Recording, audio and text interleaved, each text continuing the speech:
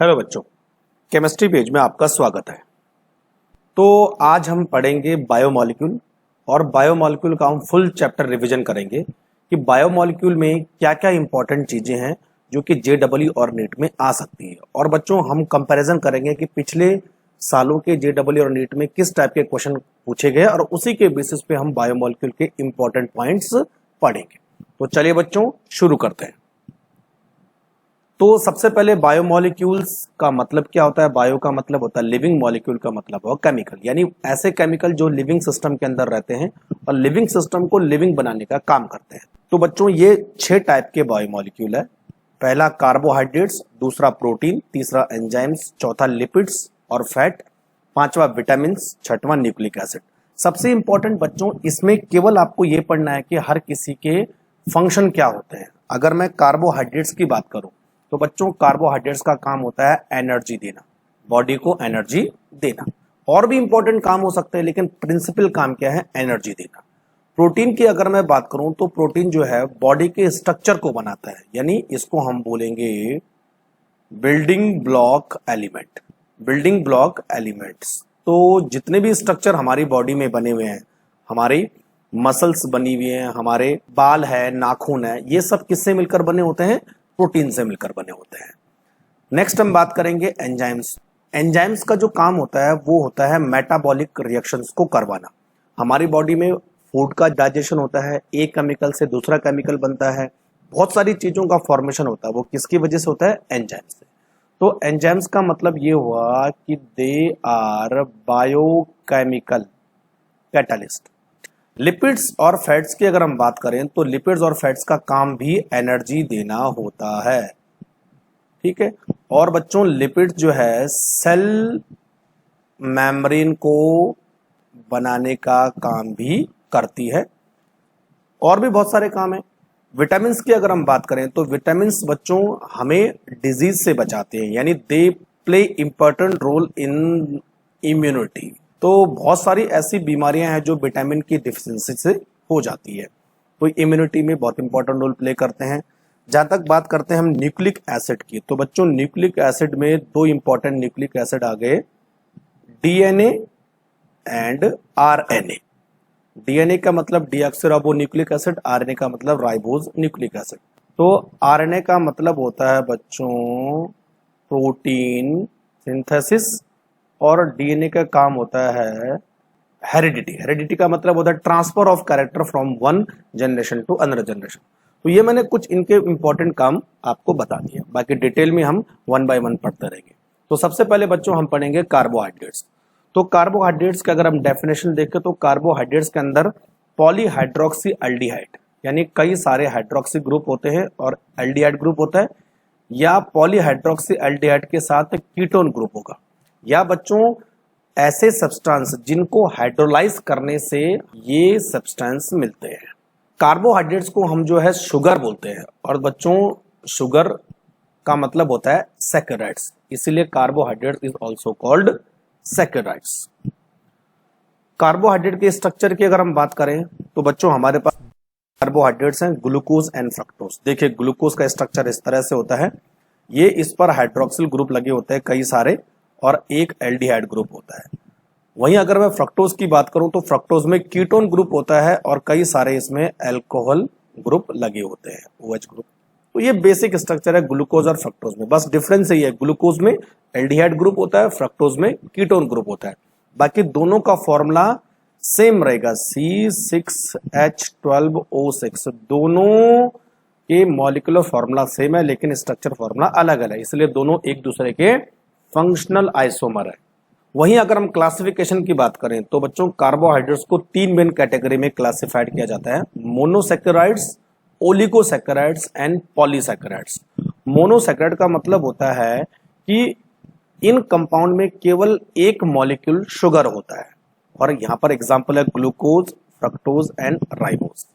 वहीं अगर हम ओलिगोसैकेराइड की बात करें तो ओलिगोसैकेराइड के अंदर बच्चों 2 से लेकर 10 मॉलिक्यूल शुगर के होते हैं, या ऐसे सब्सटेंस जो हाइड्रोलाइज करने पर 2 या 2 से ज्यादा मॉलिक्यूल शुगर के बनाते हैं।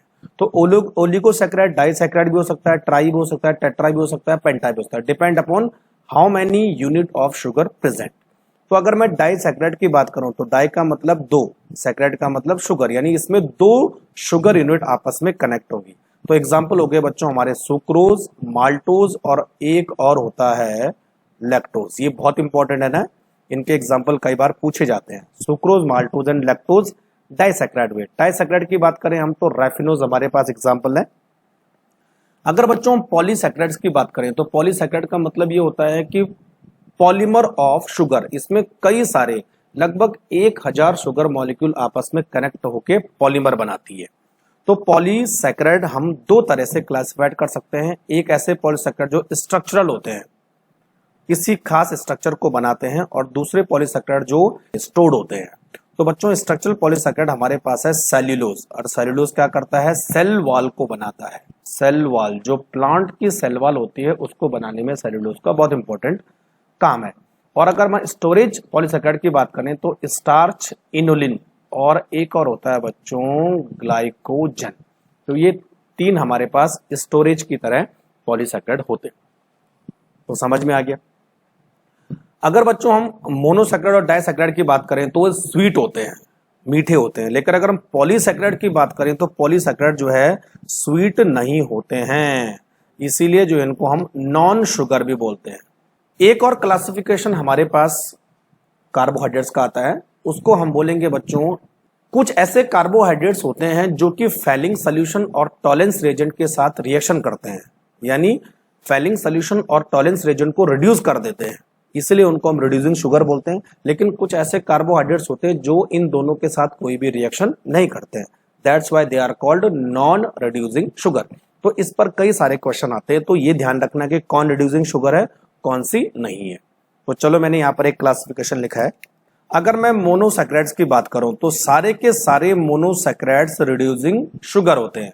अगर मैं डाइसैकेराइड्स की बात करूं तो तीन डाइसैकेराइड हमारे पास है, maltose, sucrose, lactose.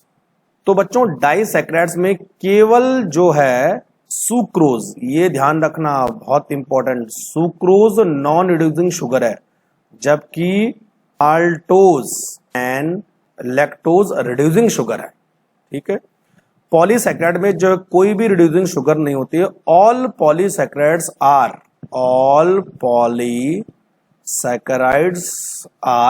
Non reducing sugar. तो डाइसैकेराइड में केवल सुक्रोज हो गया, पॉलीसैकेराइड में सारे के सारे हो गए। मोनोसैकेराइड सारे रिड्यूसिंग शुगर की तरह काम करते हैं। ठीक है बच्चों। चलो अब सबसे पहले हम कार्बोहाइड्रेट में हमारा जो मोनोसैकेराइड है ग्लूकोज एंड फ्रक्टोज, उस पर डिस्कस करेंगे। सबसे पहले बात करते हैं ग्लूकोज। ग्लूकोज को हम ग्रेप शुगर भी बोलते हैं क्योंकि ये अंगूर में ज्यादा पाया जाता है। It is also called dextrose. Preparation कैसे करेंगे, दो मेथड है हमारे पास। सुक्रोज से बनाएंगे। सुक्रोज के अंदर बच्चों जो है ग्लूकोज और फ्रक्टोज होता है। तो सुक्रोज का फॉर्मूला C12H22O11, इसका हाइड्रोलाइसिस करेंगे एसिडिक कंडीशन में तो आपको ग्लूकोज एंड फ्रक्टोज मिलेगा। बाद में ग्लूकोज और फ्रक्टोज के मिक्सचर में अल्कोहल डालेंगे तो ग्लूकोज और फ्रक्टोज आसानी से सेपरेट हो जाएंगे। दूसरा बच्चों स्टार्च। स्टार्च किस में होता है, मक्का में होता है। तो स्टार्च एक पॉलीसैकेराइड है जो किससे मिलकर बना होता है, ग्लूकोज से मिलकर बना होता है। तो स्टार्च का अगर हम हाइड्रोलाइसिस करेंगे तो हमें क्या मिलेगा, ग्लूकोज मिलेगा। तो दो इंपॉर्टेंट मेथड है बनाने के। वहीं अगर हम स्ट्रक्चर ऑफ ग्लूकोज की बात करें तो ये बहुत इंपॉर्टेंट है बच्चों, है ना। मॉलिक्यूलर फॉर्मूला कैसे होता है, C6H12O6। तो एक एल्डिहाइड ग्रुप, 4 हाइड्रोक्सिल ग्रुप और एक प्राइमरी हाइड्रोक्सिल ग्रुप, यानी टोटल 5 हाइड्रोक्सिल ग्रुप होते हैं। ये बच्चों सेकेंडरी हाइड्रोक्सिल ग्रुप है और ये प्राइमरी हाइड्रोक्सिल ग्रुप है। ठीक है। थोड़ा और इलेबोरेट करें तो इस तरह होता है CHO। अच्छा ये बहुत इंपॉर्टेंट है कि H और OH का कॉन्फ़िगरेशन देखो बच्चों। सबसे पहले आपको लिखना है राइट लेफ्ट, राइट और राइट, और ये हमेशा इसी तरह होता है। तो राइट लेफ्ट, राइट राइट, इसको हम बोलेंगे बच्चों डी ग्लूकोज। ठीक है। और अगर मैं इसके कैरल कार्बन की बात करूं, कितने कैरल कार्बन है देखो, 1 2 3 4 कैरल कार्बन है। ध्यान रखना टोटल नंबर ऑफ कार्बन 6 है लेकिन कैरल कार्बन कितने हैं, 4। तो जब इसके पास 4 कैरल कार्बन है तो कितने आइसोमर बनेंगे इसके बच्चों, 16 आइसोमर होते हैं। नंबर ऑफ आइसोमर कैसे मालूम करेंगे, 2 की पावर n, और n का मतलब होता है नंबर ऑफ कैरल कार्बन। तो 2 की पावर 4 हो जाएगा तो कितने होंगे, 16। तो 16 आइसोमर में से केवल 3 नेचुरली मिलते हैं, बाकी 13 जो है सिंथेटिकली बनाए गए हैं। उसमें सबसे इंपॉर्टेंट आता है बच्चों डी प्लस ग्लूकोज। अच्छा, ये जो डी है ना, डी का मतलब होता है OH की पोजीशन राइट हैंड साइड। तो बच्चों इस हायर कैरल कार्बन पर हम OH की पोजीशन को देखते हैं, और आपको मालूम होगा इसका कंपैरिजन किससे करते हैं, ग्लिसरॉल्डिहाइड से करते हैं। तो देखो ये राइट हैंड साइड आ रहा है इसलिए डी होगा, और अगर एल ग्लूकोज लिखना होगा तो इसका जस्ट आप अपोजिट कर दो। अच्छा, इस पर जो प्लस साइन है वो क्या इंडिकेट करता है बच्चों, प्लस साइन इंडिकेट करता है डेक्स्ट्रो। डेक्स्ट्रो का मतलब ये प्लेन पोलराइज्ड लाइट को राइट हैंड डायरेक्शन में घुमा देता है, इसीलिए बच्चों इसको डेक्स्ट्रोज भी बोलते हैं। तो डी प्लस ग्लूकोज का स्ट्रक्चर ये होता है, इसी को आपको याद रखना है। अच्छा, जो बच्चों ग्लूकोज है वो दो स्ट्रक्चर में एग्जिस्ट करता है, साइक्लिक स्ट्रक्चर में भी एग्जिस्ट करता है और ओपन चेन में भी एग्जिस्ट करता है। तो अगर ग्लूकोज के अंदर हाइड्रोक्सिल ग्रुप है, या ग्लूकोज के अंदर 6 कार्बन है, या ग्लूकोज एक स्ट्रेट चेन मॉलिक्यूल है, या ग्लूकोज के अंदर एल्डिहाइड ग्रुप है, तो इन सबको कंफर्म करने के लिए हमें कुछ रिएक्शन करनी पड़ती है। तो यहाँ पे मैंने हेडिंग डाली है reaction that confirm the structure of glucose, कि उसके अंदर पर्टिकुलर ग्रुप की पहचान के लिए हम कौन सी रिएक्शन करेंगे। तो देखो वन बाय वन। तो बच्चों पहला है, अगर ग्लूकोज को हम HI के साथ हीट करेंगे, और HI क्या है, एक रिड्यूसिंग एजेंट है, तो ग्लूकोज के सारे ग्रुप रिड्यूस हो जाएंगे। तो ग्लूकोज हमें देता है नॉर्मल हेक्सेन। तो नॉर्मल हेक्सेन देने का मतलब है कि ग्लूकोज के अंदर सारे कार्बन जो है स्ट्रेट चेन में लगे हुए हैं, कोई भी ब्रांचिंग नहीं है। ठीक है, दूसरी रिएक्शन देखो, ग्लूकोज की अगर हम हाइड्रोक्सिल अमीन्स के साथ रिएक्शन करेंगे NH2OH, तो बच्चों हाइड्रोक्सिल अमीन क्या करेगा, ग्लूकोज के साथ रिएक्शन करके ऑक्साइम बना लेगा, दिस इज कॉल्ड ऑक्साइम। ठीक है, और एक और रिएक्शन है, अगर ग्लूकोज जो है HCl के साथ रिएक्शन करेगा तो ग्लूकोज इस तरह एडिशन होगा एल्डिहाइड ग्रुप पर, इसको हम बोलते हैं साइनोहाइड्रिन, ग्लूकोज साइनोहाइड्रिन।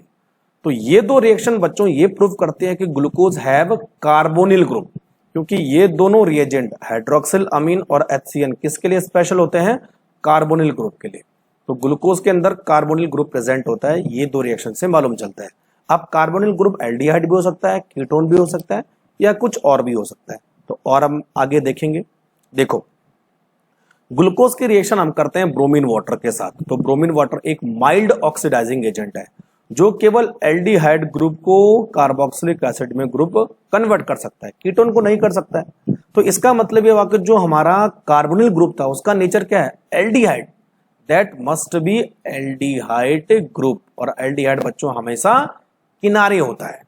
तो अब ये कंफर्म होगा कि ग्लूकोज में एक एल्डिहाइड ग्रुप होता है और ग्लूकोज 6 कार्बन की स्ट्रेट चेन मॉलिक्यूल है। दो चीजें कंफर्म हो गई।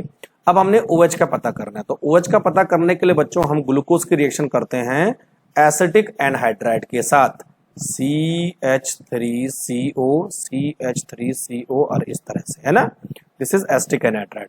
तो एसिटिक एनहाइड्राइड क्या करता है, ग्लूकोज के हाइड्रोक्सिल ग्रुप के साथ मिलकर एसीटेट मॉलिक्यूल बना देता है। ये देखो, तो कितने एसिटिक एनहाइड्राइड यूज होंगे बच्चों, 5 एसिटिक एनहाइड्राइड यूज होते हैं, this is called glucose penta acetate.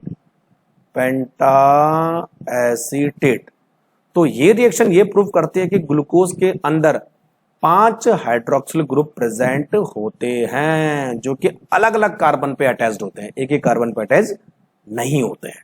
ठीक है, अच्छा, अब बच्चों ग्लूकोज की रिएक्शन अगर हम करेंगे, देखो ये हमारे पास ग्लूकोज है, और ग्लूकोज ऑक्सीडेशन करेंगे अगर हम नाइट्रिक एसिड के साथ, तो ग्लूकोज का जो एल्डिहाइड है और नीचे प्राइमरी अल्कोहल है वो दोनों कार्बोक्सिलिक एसिड में कन्वर्ट हो जाते हैं।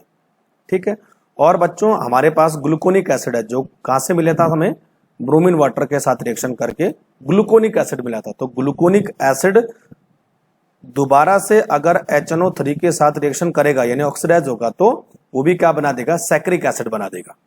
तो ये दो रिएक्शन ये प्रूव करती है कि ग्लूकोज में एक प्राइमरी अल्कोहलिक ग्रुप प्रेजेंट है। तो बच्चों ये चीज हमेशा ध्यान रखना कि ब्रोमीन वाटर के साथ हमेशा ग्लूकोनिक एसिड बनता है, और अगर HNO3 के साथ रिएक्शन करेंगे तो सैक्रिक एसिड मिलेगा। ठीक है बच्चों, आगे बढ़े। तो अब मैंने जैसे आपको बताया था कि ग्लूकोज अपने साइक्लिक स्ट्रक्चर में एग्जिस्ट करता है, तो अब साइक्लिक स्ट्रक्चर हम कैसे बनाएंगे। देखो ये मैंने लिखा है डी ग्लूकोज, है ना। तो होता क्या है बच्चों कि इस कार्बन और ऑक्सीजन में ऑक्सीजन की तरफ इलेक्ट्रॉन शिफ्ट होंगे, ऑक्सीजन पे आ जाएगा माइनस चार्ज, कार्बन पे आ जाएगा प्लस चार्ज। तो अब होगा क्या, इस 5वें नंबर का H किसके साथ निकल जाएगा, इस ऑक्सीजन के साथ निकल जाएगा, अटैच हो जाएगा, यहाँ OH हो जाएगा और ये कार्बन जो है इस ऑक्सीजन को कॉमन कर लेगा, यानी 5वें नंबर के कार्बन और पहले नंबर के कार्बन पर ये जो ऑक्सीजन है वो कॉमन आ जाएगा। तो अब बच्चों क्या होगा, ग्लूकोज साइक्लिक स्ट्रक्चर में कन्वर्ट हो जाएगा। अब देखो इस तरह से, देखो पहले नंबर पर OH आ गया, H कहां से आएगा, यहां से, और जो O है वो पहले और 5वें पे कॉमन हो जाएगा। तो अब बच्चों देखो, ग्लूकोज जब साइक्लिक में कन्वर्ट हो जाता है तो अब इसके पास कैरल कार्बन कितने हो गए, 1 2 3 4 5। अब देखो 5 कैरल कार्बन हो गए, क्योंकि ये जो 1 वाला कार्बन था वो अब एक कैरल कार्बन बन चुका है। तो जब एक नया कैरल कार्बन बनेगा तो उसके 2 आइसोमर बनेंगे, दूसरा आइसोमर इस तरह से। तो जब एक नया कैरल कार्बन बना तो 2 नए आइसोमर बने। तो 2 नए आइसोमर डिफरेंस कैसे होंगे, OH से। एक में OH जो है राइट हैंड साइड होगा, तो जब OH राइट हैंड साइड होगा उसको हम बोलेंगे अल्फा, जब OH लेफ्ट हैंड साइड होगा तो हम उसको बोलेंगे बीटा। तो अब नाम क्या बना बच्चों, देखो पहला बना अल्फा डी ग्लूकोज और दूसरा बना बीटा डी ग्लूकोज। तो अल्फा डी ग्लूकोज और बीटा डी ग्लूकोज केवल डिफरेंस पहले कार्बन पर करेंगे, पहले कार्बन का OH राइट होगा तो अल्फा, पहले कार्बन का OH लेफ्ट होगा तो बीटा। देखो बाकी कार्बन पे कॉन्फ़िगरेशन चेंज नहीं हो रहा है। अच्छा बच्चों, ये जो स्ट्रक्चर है ना, इनको हम बोलेंगे फिशर प्रोजेक्शन। ये जो दोनों हमने अल्फा डी ग्लूकोज और बीटा डी ग्लूकोज और डी ग्लूकोज है, फिशर प्रोजेक्शन कहलाते हैं। कई बार ये भी क्वेश्चन आता है कि ऐसी कौन सी रिएक्शन है जो ग्लूकोज अपनी ओपन चेन में नहीं दे पाता है, वो केवल साइक्लिक चेन में ही देता है। ठीक है, इसीलिए ये प्रूव होता है कि ग्लूकोज अपने साइक्लिक में कन्वर्ट रहता है। तो बच्चों पहला पॉइंट हमारे पास है, despite having the aldehyde group होने के बावजूद भी ग्लूकोज सिफ्स टेस्ट नहीं देता है, जबकि सारे एल्डिहाइड सिफ्स टेस्ट देते हैं। इसका मतलब ये हुआ कि ग्लूकोज का जो एल्डिहाइड ग्रुप है वो कहीं छुपा है। तो बच्चों जब आप साइक्लिक स्ट्रक्चर देखोगे, जैसे अल्फा डी ग्लूकोज और बीटा डी ग्लूकोज, यहां पर एल्डिहाइड ग्रुप है नहीं, तो जब ग्लूकोज अपने साइक्लिक स्ट्रक्चर में होता है तो वो कई सारी रिएक्शन नहीं देता है, क्योंकि उसके पास एल्डिहाइड ग्रुप ओपन नहीं रहता है। तो पहला पॉइंट हमारा हो गया। दूसरा, it does not form addition reaction with the sodium bisulphite. तो सारे कार्बोनिल ग्रुप एल्डिहाइड कीटोन और सोडियम बाइसल्फाइड के साथ रिएक्शन देते हैं, लेकिन ग्लूकोज नहीं देता है। तीसरा हमारे पास है, the penta acetate of glucose does not react with hydroxyl amine, indicate the absence of free aldehyde group. तो यहां पर भी ये प्रूव हो रहा है कि जो है ये रिएक्शन नहीं कर रहा है। क्यों भाई, क्योंकि उसके पास एल्डिहाइड ग्रुप ओपन नहीं है। और सबसे इंपॉर्टेंट पॉइंट है, इट शो म्यूटा रोटेशन। तो अभी मैं आपको बताता हूं म्यूटा रोटेशन क्या होता है। तो ये बच्चों बहुत इंपॉर्टेंट 4 इंपॉर्टेंट पॉइंट है। ये 4 इंपॉर्टेंट पॉइंट ये शो करते हैं कि ग्लूकोज ओपन स्ट्रक्चर ना होके अपने साइक्लिक स्ट्रक्चर में एग्जिस्ट करता है। अगर ग्लूकोज ओपन स्ट्रक्चर होता तो ये सारी रिएक्शन वो देता, लेकिन ओपन है ही नहीं। इसका मतलब ग्लूकोज का एल्डिहाइड ग्रुप जो है कहीं छुपा हुआ है। क्लियर हो गया। अब बात करते हैं बच्चों म्यूटा रोटेशन। म्यूटा रोटेशन का मतलब हुआ change of the optical rotation between 2 isomer. तो जब बच्चों ग्लूकोज अपनी ऑप्टिकल रोटेशन की वैल्यू को चेंज करता है और एक फिक्स वैल्यू पर आके रुक जाता है, तो उसको हम बोलेंगे म्यूटा रोटेशन। अब मैं आपको समझाता हूं म्यूटा रोटेशन क्या होता है। देखो, अभी हमने ग्लूकोज के 2 साइक्लिक स्ट्रक्चर देखे थे। एक देखा था हमने अल्फा डी ग्लूकोज और दूसरा देखा था बीटा डी ग्लूकोज। ठीक है बच्चों, अब थोड़ा और समझो। जो अल्फा डी ग्लूकोज होता है बच्चों, उसका ऑप्टिकल रोटेशन होता है प्लस 111 डिग्री, और जो बीटा डी ग्लूकोज होता है उसका होता है प्लस 19.2 डिग्री। ठीक है। अच्छा, जब आप इस ग्लूकोज को वाटर में डिसॉल्व करते हो तो ये जो है इस तरह से इसमें कन्वर्ट होता है, और जब आप इसको वाटर में डिसॉल्व करते हो तो ये इसमें कन्वर्ट होता है। यानी दोनों आइसोमर एक दूसरे में कन्वर्ट होने की कोशिश करते हैं और लास्ट में एक बीच वाले स्ट्रक्चर पर आके रुक जाते हैं। तो जो बीच वाला स्ट्रक्चर होता है बच्चों, वो ग्लूकोज का ओपन स्ट्रक्चर होता है। उसका ऑप्टिकल रोटेशन 52.5 डिग्री होता है। तो इसका मतलब ये हुआ कि अल्फा डी ग्लूकोज और बीटा डी ग्लूकोज एक दूसरे में इंटर कन्वर्ट होते हैं, और एक फिक्स वैल्यू पर रुक जाते हैं 52.5, जबकि देखो बीटा डी का 19.2 है और अल्फा डी का 111 डिग्री है। लेकिन ये ऑप्टिकल रोटेशन तो नहीं दिखा रहा है, उसका क्या दिखा रहा है ऑप्टिकल रोटेशन 52.5 दिखा रहा है। ठीक है, इसका मतलब ये हुआ न तो वो बीटा डी ग्लूकोज में एग्जिस्ट कर रहा है, न तो वो अल्फा डी ग्लूकोज में एग्जिस्ट कर रहा है, वो दोनों की एक इक्विलिब्रियम मिक्सचर में एग्जिस्ट कर रहा है, जो क्या होता है बच्चों हमारा ग्लूकोज होता है। ठीक है, और एक इंपॉर्टेंट चीज, अगर मैं अल्फा डी ग्लूकोज की कॉन्सेंट्रेशन देखूं वो 36% होती है और बीटा डी की देखो तो वो 64% होती है। ठीक है, यानी ग्लूकोज अपने ओपन चेन में बिल्कुल एग्जिस्ट नहीं करता, वो 64% अपनी बीटा फॉर्म में रहेगा और 36% अपनी अल्फा फॉर्म में रहेगा। लेकिन जैसे ही इसको आप वाटर में डिसॉल्व करते हो दोनों एक इक्विलिब्रियम फॉर्म में एग्जिस्ट हो जाएंगे। तो इसी को हम बोलते हैं बच्चों म्यूटा रोटेशन, और ये तभी पॉसिबल है जब ग्लूकोज अपनी साइक्लिक फॉर्म से ओपन फॉर्म में आएगा। ठीक है, तो इनके ऑप्टिकल रोटेशन की वैल्यू भी आपको याद में रखनी है। अब बात करते हैं बच्चों ग्लूकोज की साइक्लिक स्ट्रक्चर का पायरान फॉर्म, और उनको हम बोल देंगे हावर्थ स्ट्रक्चर। अब देखो इनसे हम जो है इनकी हावर्थ स्ट्रक्चर यानी पायरान फॉर्म को ड्रॉ करेंगे। तो बच्चों देखो alpha D glucose era, beta D glucose era. देखो अल्फा डी ग्लूकोज को ऐसे भी लिखा जाता है और इस फॉर्म में आपको ऐसे कुछ दिख रहा है बच्चों, देखो है ना इस तरह से, दिस इज कॉल्ड पायरान। और पायरान में एक ओ होता है और बाकी 1 2 3 4 5 कार्बन की रिंग। रिंग आपको जो है हेक्सागोनल दिखेगी, लेकिन रिंग के अंदर कितने कार्बन होंगे? 5 कार्बन होंगे। आपको H और OH ऊपर और नीचे दिख रहे होंगे, तो कैसे लगाना है बच्चों? OH राइट हैंड साइड होंगे, देखो ये राइट हैंड साइड है, तो ये बॉटम पे आएंगे यानी बिलो आएंगे, नीचे आएंगे। और जो OH लेफ्ट हैंड साइड होंगे वो OH अबव आएंगे। देखो ये तीसरा वाला लेफ्ट हैंड साइड है तो ऊपर आ गया, देखो ये दोनों नीचे आ गए। ये चौथा वाला भी नीचे आ गया, देखो चौथा वाला भी नीचे आ गया। और बाकी बच्चों CH2OH हमेशा ऊपर होता है। इसको बनाने का एक ही तरीका है, इस तरह से। तो अब इसका बच्चों नाम होगा अल्फा डी, लेकिन ये ग्लूकोज किस फॉर्म में है? पायरान फॉर्म में है, तो इसका नाम होगा अल्फा डी ग्लूकोपायरानोज। देखो इसका नाम कैसे है, अल्फा डी ग्लूकोपायरानोज।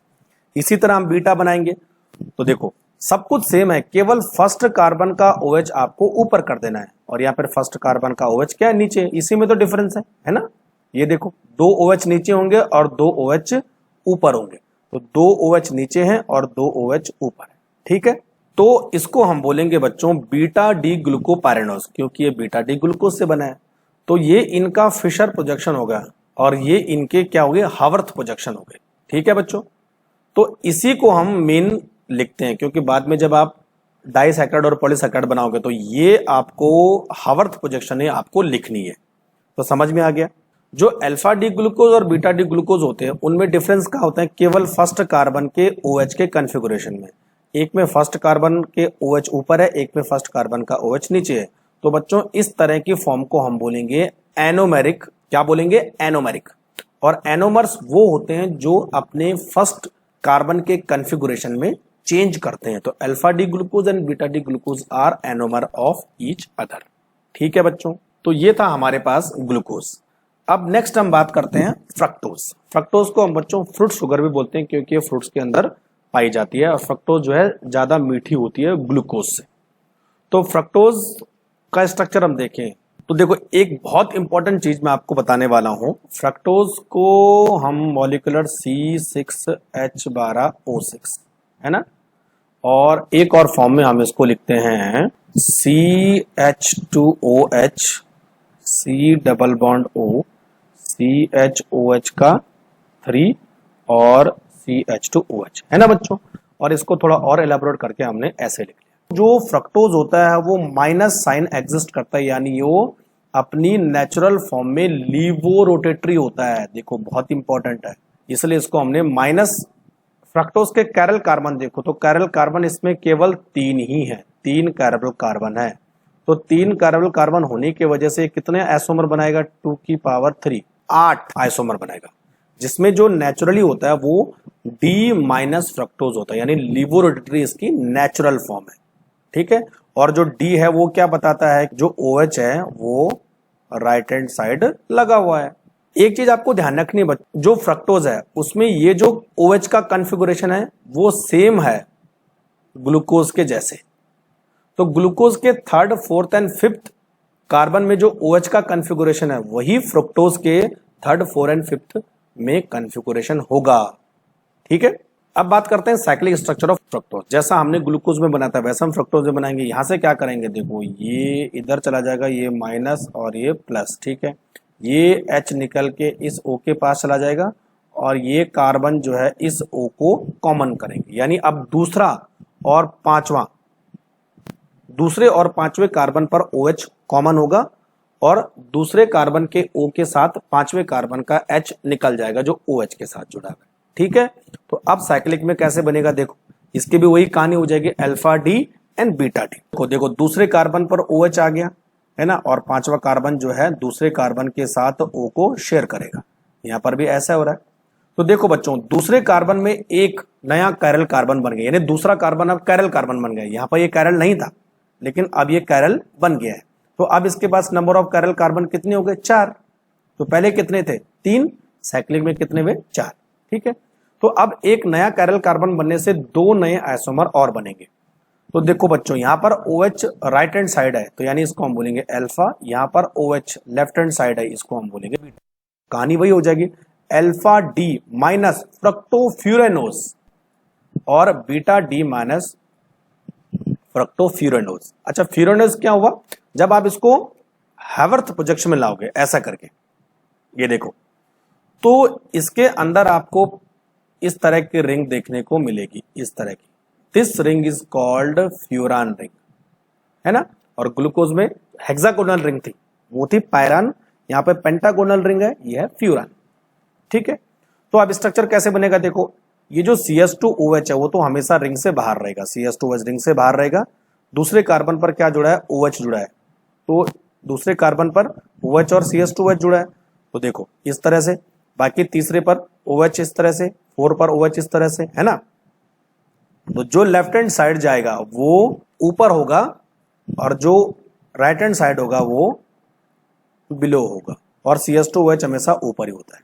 ये था हमारे पास अल्फा डी फ्रक्टोफ्यूरेनोज। बीटा डी फ्रक्टोफ्यूरेनोज में क्या डिफरेंस है, केवल OH ऊपर हो गया बस। देखो यहाँ OH नीचे था, यहाँ OH ऊपर हो गया। तो समझ में आई बात। नेक्स्ट हमारे पास है डाइसैकेराइड्स। डाइसैकेराइड क्या होते हैं, डाइसैकेराइड का जब हम हाइड्रोलाइसिस करते हैं तो 2 मोनोसैकेराइड यूनिट मिलती है। 2 मोनोसैकेराइड डाइसैकेराइड के अंदर किस लिंकेज से जुड़े, ग्लाइकोसाइडिक लिंकेज। ये बहुत इंपॉर्टेंट है बच्चों, है ना। हमारे पास 3 डाइसैकेराइड है, एक हमारे पास है सुक्रोज, दूसरा है माल्टोज, तीसरा है लैक्टोज। बहुत इंपॉर्टेंट है। देखो सबसे पहले हम इनके हाइड्रोलाइज प्रोडक्ट देख लेते हैं। सुक्रोज किससे मिलकर बना होता है, ग्लूकोज एंड फ्रक्टोज। माल्टोज किससे मिलकर बना होता है, ग्लूकोज एंड ग्लूकोज। और लैक्टोज किससे मिलकर बना होता है, ग्लूकोज एंड गैलेक्टोज। तो ये आपको पहले सिंपल जानना है कि कौन सा डाइसैकेराइड कौन सी 2 मोनोसैकेराइड यूनिट से मिलकर बना होता है। फिर 1 बाय 1 हम डिस्कस करते हैं। सुक्रोज को हम बोलते हैं बच्चों टेबल शुगर या केन शुगर, क्योंकि शुगर केन में पाया जाता है, और जो शुगर हम खाते हैं वो भी सुक्रोज होती है। सुक्रोज का फॉर्मूला C12H22O11। C12H22O11 हाइड्रोलाइसिस करने पे ग्लूकोज एंड फ्रक्टोज मिलता है। लेकिन बच्चों कौन सा ग्लूकोज मिलता है, ध्यान रखना, D+ ग्लूकोज मिलता है जो आपने पढ़ा था, और D- फ्रक्टोज मिलता है।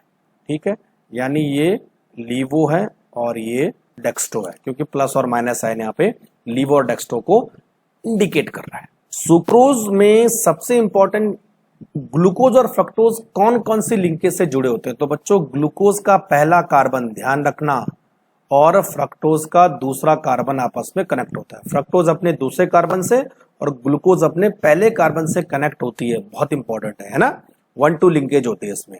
और सुक्रोज एक नॉन रिड्यूसिंग शुगर है, जैसा मैंने पहले आपको बताया था। अच्छा, अगर इस स्ट्रक्चर को देखें, देखो ये अल्फा डी ग्लूकोज है, ये वाला, तो इसका पहला कार्बन, और ये है बच्चों हमारे पास beta D fructose, beta D fructose का दूसरा कार्बन। तो लिंकेज कौन सी हो गए, 1-2 लिंकेज। ठीक है, C1 एंड C2। तो 2 ही चीजें आपको ध्यान में रखनी है, किस टाइप का हमारे पास मोनोसैकेराइड है, अल्फा है, बीटा है, और लिंकेज कौन सी है, कौन सा मोनोसैकेराइड किस कार्बन से दूसरे मोनोसैकेराइड से अटैच्ड। देखो एक और बहुत इंपॉर्टेंट चीज आती है, कई बार पूछा था व्हाट इज इन्वर्जन और व्हाट इज इनवर्ट शुगर। तो बच्चों इनवर्ट शुगर हम जो है किसको बोलेंगे, aqueous solution of sucrose is called invert sugar. Why, देखो ये तो पूरा टेक्स्ट लिखा है, इसको पढ़ लेना ध्यान से, मैं आपको नीचे समझाता हूं। देखो जो सुक्रोज होता है वो नेचुरली डेक्स्ट्रोरोटेटरी होता है, क्योंकि यहां पर प्लस साइन लगा है, तो सुक्रोज इज नेचुरली डेक्स्ट्रोरोटेटरी और इसका ऑप्टिकल रोटेशन कितना होता है 66.5। ठीक है, जब हम सुक्रोज को एक्वस सोल्यूशन में डालते हैं, उसका हाइड्रोलाइसिस करते हैं, तो हमें D glucose and D fructose मिलता है। तो जो डी ग्लूकोज होता है उसका ऑप्टिकल रोटेशन होता है +53, यानी ये डेक्स्ट्रो है, लेकिन जो फ्रक्टोज है वो लिवो है, क्योंकि उसका ऑप्टिकल रोटेशन माइनस है, तो 92 डिग्री इसका ऑप्टिकल रोटेशन होता है। अच्छा, दोनों को अगर हम मिला दें तो अल्टीमेटली कितना हमें मिलेगा, माइनस ज्यादा है प्लस कम है, तो ये जो सोल्यूशन है बच्चों ये लिवो रोटेटरी होता है, लेकिन जो सुक्रोज है वो डेक्स्ट्रो होगा और इसका एक्वस सोल्यूशन लिवो होगा, तो डेक्स्ट्रो से लिवो होगा, इसका मतलब चेंज इन ऑप्टिकल रोटेशन, और चेंज इन ऑप्टिकल रोटेशन को हम क्या बोलते हैं, इन्वर्जन, और this sugar is also called invert sugar. बस यही सीखना आपको, इस पर भी कई बार क्वेश्चन पूछा जाता है। चलो आगे बढ़े, नेक्स्ट डाइसैकेराइड हमारा maltose, this is called malt sugar. Maltose का अगर हम डिग्रेडेशन करें तो क्या मिलता है बच्चों, 2 ग्लूकोज यूनिट मिलती है, ध्यान रखना भी मैंने बोला था, और दोनों ग्लूकोज यूनिट अपनी 1,4 अल्फा ग्लाइकोसाइडिक लिंकेज से होती है, यानी एक ग्लूकोज 1 से और दूसरा ग्लूकोज 4 कार्बन से जुड़ा होता है, और माल्टोज रिड्यूसिंग शुगर होती है। ये रहा माल्टोज, ये एक ग्लूकोज है, ये दूसरा ग्लूकोज है, एक ग्लूकोज का चौथा कार्बन दूसरे ग्लूकोज का पहला कार्बन आपस में कनेक्ट होता है, तो C1 और C4 कनेक्ट होता है, ध्यान रखना है ना। सुक्रोज कैसा था, C1C2, माल्टोज C1N C4, और माल्टोज बच्चों एक रिड्यूसिंग शुगर होती है। नेक्स्ट हम बात करते हैं लैक्टोज। लैक्टोज को हम मिल्क शुगर बोलते हैं। जो दूध का मीठापन होता है वो लैक्टोज शुगर के ही कारण होता है, और बच्चों जब दूध दही बनता है तो वो जो लैक्टोज शुगर है वो लैक्टिक एसिड में कन्वर्ट हो जाती है, और लैक्टिक एसिड खट्टा होता है, इसलिए दही भी खट्टी होती है। तो अगर हम लैक्टोज की बात करें तो लैक्टोज एक गैलेक्टोज और ग्लूकोज से मिलकर बना होता है। गैलेक्टोज का पहला कार्बन, ये बहुत इंपॉर्टेंट है, गैलेक्टोज का पहला कार्बन और ग्लूकोज का चौथा कार्बन आपस में कनेक्ट होते हैं, it is also reducing sugar. तो इस तरह कनेक्ट है, देखो बच्चों galactose, this is called galactose, है ना। अच्छा, ग्लूकोज और गैलेक्टोज में क्या डिफरेंस है, चौथे कार्बन में डिफरेंस है, बस अभी मैं आपको बता रहा हूं। ग्लूकोज और गैलेक्टोज का स्ट्रक्चर सेम होता है, लेकिन केवल चौथे कार्बन में ग्लूकोज और गैलेक्टोज में OH का कॉन्फ़िगरेशन चेंज होता है, बस ये ग्लूकोज में नीचे होगा और गैलेक्टोज में ये ऊपर होगा, बस इतना ध्यान रखना है। तो गैलेक्टोज का पहला कार्बन और ग्लूकोज का चौथा कार्बन आपस में कनेक्ट होता है, तो लिंकेज हो गए बच्चों C1 and C4, ध्यान रखना, C1 galactose and C4 glucose. अब बात करते हैं एनोमर्स एंड एपीमर्स। देखो ग्लूकोज के 2 आइसोमर और होते हैं जो नेचुरली एग्जिस्ट करते हैं, एक होता है गैलेक्टोज और दूसरा होता है मैनोज, और एक हमने ग्लूकोज के बारे में पढ़ा था। तो सबसे पहले आपको डी ग्लूकोज का स्ट्रक्चर बनाना है, देखो दाएं बाएं दाएं दाएं, है ना, इससे बना लोगे आप। अब बच्चों देखो मैंने अभी बोला गैलेक्टोज, तो गैलेक्टोज क्या होता है, 4th कार्बन पे ग्लूकोज से चेंज करता है, देखो 4th कार्बन में कॉन्फ़िगरेशन चेंज हो गया, ये राइट हैंड साइड है तो ये लेफ्ट हैंड साइड हो गया, बस ये ग्लूकोज गैलेक्टोज हुआ। और मैनोज की बात करें तो मैनोज बच्चों 2nd कार्बन में ग्लूकोज से डिफर करता है, 2nd कार्बन में इसका कॉन्फ़िगरेशन चेंज होता है, देखो ये राइट हैंड साइड चला गया, ये लेफ्ट हैंड साइड है। तो ग्लूकोज एंड गैलेक्टोज एक दूसरे के ईपीमर होंगे, इसी तरह ग्लूकोज एंड मैनोज भी एक दूसरे के ईपीमर होंगे। ईपीमर का मतलब वो कंपाउंड जो किसी एक कैरल कार्बन पर एक दूसरे के कॉन्फ़िगरेशन को चेंज करते हैं, ठीक है बच्चों। अगर मैं एनोमर की बात करूं तो एनोमर कौन होते हैं, alpha D glucose and beta D glucose, क्योंकि ये कॉन्फ़िगरेशन चेंज करते हैं केवल 1st कार्बन पर। तो अगर 1st कार्बन पर कॉन्फ़िगरेशन चेंज होता है तो वो एनोमर कहलाते हैं, और किसी भी कार्बन पर कॉन्फ़िगरेशन चेंज होता है तो वो ईपीमर कहलाते हैं। अब बात करते हैं लास्ट हमारे पास है पॉलीसैकेराइड। पॉलीसैकेराइड का मतलब पॉलीमर ऑफ शुगर, तो बहुत सारी शुगर यूनिट आपस में कनेक्ट होकर पॉलीमर बनाती हैं, उनको हम बोलते हैं पॉलीसैकेराइड। पॉलीसैकेराइड जो टेस्टलेस होते हैं इसलिए इनको हम नॉन शुगर भी बोलते हैं। 3 इंपॉर्टेंट पॉलीसैकेराइड हमारे पास है, स्टार्च, ग्लाइकोजन एंड सेल्यूलोज, जिसमें बच्चों स्टार्च और सेल्यूलोज प्लांट में मिलते हैं और एनिमल में मिलता है, यानी हम में भी ग्लाइकोजन होता है, ठीक है। अच्छा, अगर मैं स्टार्च की बात करूं तो स्टार्च किससे मिलकर बना होता है? Starch alpha D plus glucose से मिलकर बना होता है। बहुत इंपॉर्टेंट है। यानी पॉलीमर का मोनोमर क्या है? तो स्टार्च का मोनोमर क्या है? Alpha D plus glucose. और स्टार्च के अंदर दो स्ट्रक्चर होते हैं, एमाइलोज एंड एमाइलोपेक्टिन। अभी डिस्कस करते हैं। अगर मैं सेलुलोज की बात करूं तो सेलुलोज भी जो है ग्लूकोज से मिलकर बना होता है, लेकिन कैसा ग्लूकोज? Beta D glucose. बहुत इंपॉर्टेंट है ना। स्टार्च अल्फा डी ग्लूकोज और सेलुलोज बीटा डी ग्लूकोज। ठीक, सेलुलोज मोस्टली किसमें पाया जाता है? प्लांट की सेल वॉल में पाया जाता है। और अगर मैं ग्लाइकोजन की बात करूं तो glycogen is just similar to starch. लेकिन बच्चों स्टार्च स्ट्रेट चेन मॉलिक्यूल भी होता है और ब्रांचिंग भी होता है, लेकिन glycogen highly branched chain molecular होता है। देखो, हाईली ब्रांच्ड चेन मॉलिक्यूल होता है और इसके अंदर भी जो है अल्फा डी प्लस ग्लूकोज होते हैं। और ग्लाइकोज हमारी बॉडी में कहां स्टोर्ड होता है? लीवर में स्टोर्ड होता है और मसल्स और ब्रेन में भी ये पाया जाता है। चलो अब पहले हम बात करते हैं स्टार्च की। तो बच्चों देखो, स्टार्च जो है अल्फा डी ग्लूकोज का बना होता है। स्टार्च दो स्ट्रक्चर से मिलकर बना होता है, अमाइलोज एंड अमाइलोपेक्टिन। अब सबसे पहले आपको दोनों स्ट्रक्चर में डिफरेंस मालूम करना है। तो मैंने यहाँ पर एक टेबल बनाई है जिसमें अमाइलोज एंड अमाइलोपेक्टिन को हम डिफरेंशिएट करेंगे। तो अमाइलोज देखो वाटर सॉल्युबल होता है, जबकि अमाइलोपेक्टिन वाटर इनसॉल्युबल होता है। अमाइलोज केवल 15 से 20% स्टार्च के अंदर होता है, जबकि अमाइलोपेक्टिन 80 से 85% होता है। ज्यादा अमाइलोपेक्टिन होता है, कम अमाइलोज होता है। अमाइलोज अनब्रांच्ड चेन यानी स्ट्रेट चेन मॉलिक्यूल है, लेकिन अगर मैं अमाइलोपेक्टिन की बात करूं तो ये branched chain as well as straight chain, straight भी और ब्रांच भी है। एमाइलोपेक्टिन के अंदर दोनों स्ट्रक्चर होते हैं। एमाइलोज में ग्लूकोज की यूनिट जुड़ी होती है, वो C1 और C4 अल्फा ग्लाइकोसाइडिक लिंकेज से जुड़ी होंगी, जबकि एमाइलोपेक्टिन में C1 C4 तो होता ही है, तो स्ट्रेट चेन में C1 C4 होगा, लेकिन ब्रांचिंग में ये C1 और C6 से जुड़ा होगा। अभी मैं बताता हूं कैसे स्ट्रक्चर होता है। तो ये एमाइलोज एमाइलोपेक्टिन के बीच में डिफरेंशिएट। अब देखो बच्चों, स्ट्रक्चर ऑफ स्टार्च। ये हमारे पास एमाइलोज है। देखो ये अल्फा ग्लूकोज, ये भी अल्फा ग्लूकोज, ये भी दूसरा अल्फा ग्लूकोज।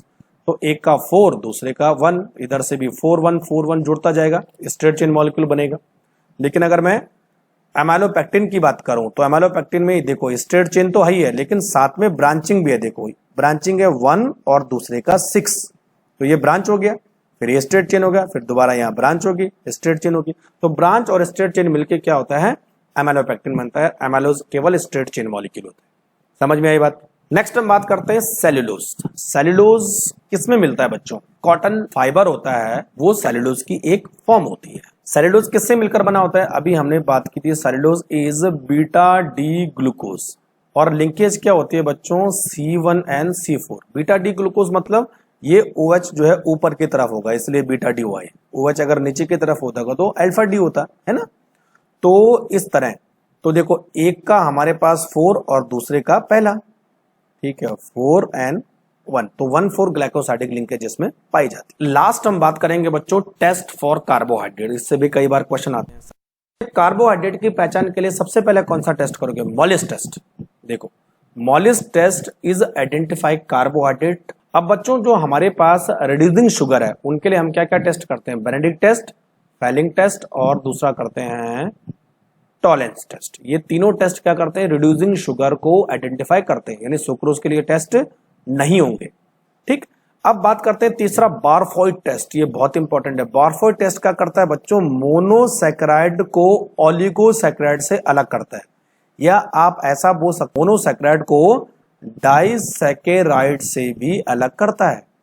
तो अगर आपको सुक्रोज और ग्लूकोज में डिफरेंशिएट मालूम करना है तो बारफोइड, या जितने भी डाइसैकेराइड है माल्टोज, लैक्टोज एंड सुक्रोज, उनको ग्लूकोज और फ्रक्टोज से डिफरेंशिएट करना तो बारफोइड। सेलिवेनोव टेस्ट। सेलिवेनोव टेस्ट बच्चों कीटोन और एल्डिहाइड, कीटोज और एल्डोज, इन दोनों में डिफरेंशिएट करता है। यानी ग्लूकोज एंड फ्रक्टोज में अगर आपको डिफरेंशिएट करना हो तो कौन सा टेस्ट लगाना पड़ेगा? सेलिवेनोव टेस्ट। ठीक है, अगर आपको पॉलीसैकेराइड की आइडेंटिफाई करना है तो वो आयोडीन टेस्ट होगा। आयोडीन जो है स्टार्च, डेक्सट्रिन और सेलुलोज के साथ स्पेशल रिएक्शन देता है। तो ये किसके लिए? पॉलीसैकेराइड।